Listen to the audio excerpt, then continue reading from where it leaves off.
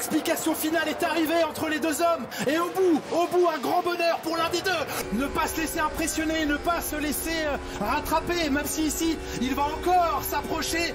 Elle est presque là, cette victoire. Accélère, accélère. Oui, il va aller la chercher. Ne lâche pas la victoire. Salut les amis, on est reparti pour une nouvelle vidéo, très particulière cette fois. Je vous annonce que je vais jouer un match le 1er mai 2022 contre un streamer.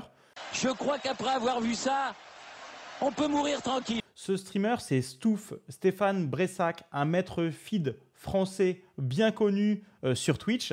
Et on a sympathisé à l'occasion de commentaires que l'on a pu faire pour des événements comme le championnat du monde de rapide, comme le Tata Steel. On a commenté tous les deux. On a vraiment sympathisé, on se connaissait déjà du circuit échiquéen, mais seulement un petit peu. Et maintenant, avec les commentaires, on se connaît mieux et on a décidé de créer un match tous les deux avec une formule extrêmement ludique. Donc, si ça vous intéresse, je vous invite à venir ce dimanche 1er mai et vous aurez l'occasion de nous suivre en direct. Mais j'ai une belle histoire là à vous raconter. On s'est déjà joué tous les deux en match officiel. Et j'ai réalisé une énorme contre-perf. On est en 2009, j'étais déjà maître international, à peu près 2450 Elo. Stéphane dit Stouff était 2150 Elo.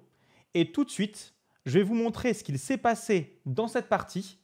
C'est un très mauvais souvenir pour moi, mais je suis obligé de vous montrer cette partie pour introduire notre match. Charge à moi prochainement de prendre ma revanche. Et on va voir que tout ce que j'explique sur la chaîne, c'est-à-dire respecter l'urgence de la position, faire des vérifications, j'aurais dû l'appliquer à moi-même. Et on va voir que j'aurais pu bien mieux jouer que ce que je n'ai fait. Ça m'aurait évité de perdre. Alors peut-être La Britannique est en train de craquer, Patrick. Dans cette partie, Stouff, il a démarré par E4. Du coup, à l'époque, je jouais la défense sicilienne. Et on est parti forcément pour une bagarre, parce que Stouff, il aime bien la bagarre, Stéphane Bressac. Il m'a balancé une Sicilienne ouverte. Ok, Sicilienne ouverte, j'échange au centre, assez normal. Et j'ai joué les formations Paulsen, Taimanov, là, avec tout ce qui est Sicilienne E6 à 6, qui permettent assez facilement à votre fou F8 de rayonner. Le coup A6 peut permettre des B5 pour faire rayonner aussi l'autre fou en B7. Contrôle des cases aussi. Ça permet à votre dame, dans ses positions après cavalier C3, qui est un coup classique, de prendre la case C7, qui est la case naturelle pour contrôler toutes les cases noires. On le voit forcément, elle rayonne bien cette dame. Et je peux prendre appui sur les cases noires avec fou B4 aussi. C'est chose faite. Sur fou E2, je connaissais une variante assez marginale. Ici, on peut jouer B5, on peut jouer cavalier F6. Il y a beaucoup de coups théoriques. Et directement, j'étais rentré dans la variante marginale que j'ai eu l'occasion de rejouer, qui a une réputation assez sulfureuse maintenant, parce que c'est vrai qu'on délaisse certaines pièces et on s'occupe plutôt des bonnes pièces, comme le fou F8 qui allait être bon. Attention, je devrais quand même me poser des questions avec le sous-développement, les cavaliers qui n'ont absolument pas bougé, mais ça reste quand même assez théorique. Petit roc, là, il faut commencer à se bouger. Priorité petit roc, cavalier F6. Jusque-là, c'est assez théorique. Il n'y a pas de grandes nouvelles dans la partie, donc on avance un petit peu. Dame D3, et là, je vais jouer le coup vraiment marginal, qui tenait à l'époque avec les modules, et maintenant, les ordinateurs ont commencé à réfuter le coup. J'ai pris en C3 pour casser le squelette de pion de Stouff. Il a préféré reprendre du pion, il garde les dames sur l'échiquier, et D5 dans la foulée pour réagir au centre. Il y a un petit problème quand même dans la position. Si après E prend D, cavalier prend D, les noirs ont l'avantage du squelette de pion. Dans cette position, on voit aussi qu'il y a un retard de développement des noirs et qu'il y a la perte de fou chez les blancs. On dit donc qu'il y a d'énormes compensations. Stouff, dans cette position, a joué le meilleur coup, C4. Et après cavalier F4, fou prend F4, dame prend F4, mine de rien, j'ai un sacré retard de développement. Pas si facile d'en profiter. Il y a même deux meilleurs coups avant. Si je reviens, petite machine arrière, hop, on est reparti sur cavalier prend D5. Je sais que l'ordinateur donne un coup comme fou A3. L'ordinateur, il a tendance à pointer, forcément, vu ses 3000 élos à peu près, ce qui ne va pas dans une position. Vous voyez que j'ai donné mon fou de case noire. Donc l'ordinateur, il essaie de profiter de ce déséquilibre pour directement mettre les noirs dans l'embarras. Ici, si on me joue un coup comme fou A3, je vais essayer de piquer le pion en proposant un échange de dames. Mais j'ai regardé cette position et elle est vraiment pas facile avec l'ordinateur. Il peut jouer tout simplement tour F1 et après une séquence comme dame prend D3, fou prend D3. Mon roi, il est obligé de rester au centre puisqu'il est coupé. Je n'ai pas le droit de roquer dans ce genre de situation. Et il commence à y avoir des petites blagues avec du fou E4, du cavalier F5. Mon roi au milieu peut commencer à se faire embêter. Mon adversaire a une sacrée activité. Donc, ce n'est pas le choix qui avait été fait par Stouff. Je vous ai montré, il y a eu C4, cavalier F4, fou F4, dame F4. Et là, j'ai une meilleure structure sur le long terme. Son squelette de pion est cassé. Il faut donc que je calme la position. Et si j'arrive à calmer la position, je risque de gagner en finale. D'ici là, il faut finir le développement. Fou F3, Stéphane, il rajoute de la pression dans cette position. Et je joue le logique cavalier D7. Roc était aussi un coup candidat. Je peux le faire au prochain coup, pas de problème. Sur tour FD1, petit roc, tranquille. Là, il me rajoute un petit peu de pression avec tour AB1. Il m'empêche de sortir le fou C8, qui de toute façon ne peut pas pour l'instant, mais il rajoute de la pression sur B7. Dans la foulée, il faut que je sécurise la position et je joue dame C7. Jusque-là, je fais mon taf. Fou E4 est joué. Et là, j'hésite. Je peux directement jouer H6 et je peux jouer un coup comme cavalier F6, tout simplement pour protéger H7. Fou F3 est joué par Stéphane et j'ai vraiment une position qui est assez sympa. On s'arrête quelques secondes. Je vous laisse mettre pause et dites-moi ce qu'il faut faire ici avec les noirs. Quelle est l'urgence de la position?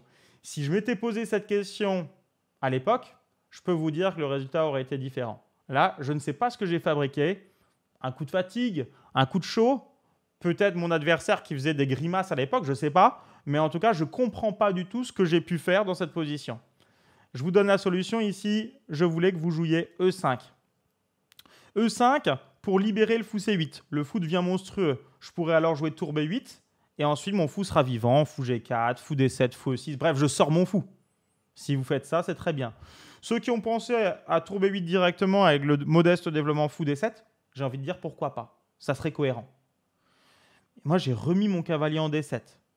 Alors, c'est vrai que je peux faire cavalier E5, cavalier C5. Je peux aller chercher d'autres bonnes cases. Mais après fou E4 et sa pseudo-proposition de répétition, j'aurais dû faire quelque chose. Je peux revenir en F6 et refaire E5, c'est possible. Mais je n'étais pas parti pour.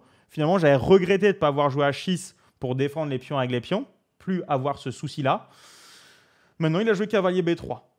Je pouvais toujours revenir en F6. J'ai choisi un coup qui paraît cohérent et déjà, je peux avoir des petits problèmes. Là, normalement, vous le savez, je le dis souvent, vous devez, dans les positions, améliorer vos pièces. Améliorer vos pièces, ça peut être aussi restreindre les pièces ennemies.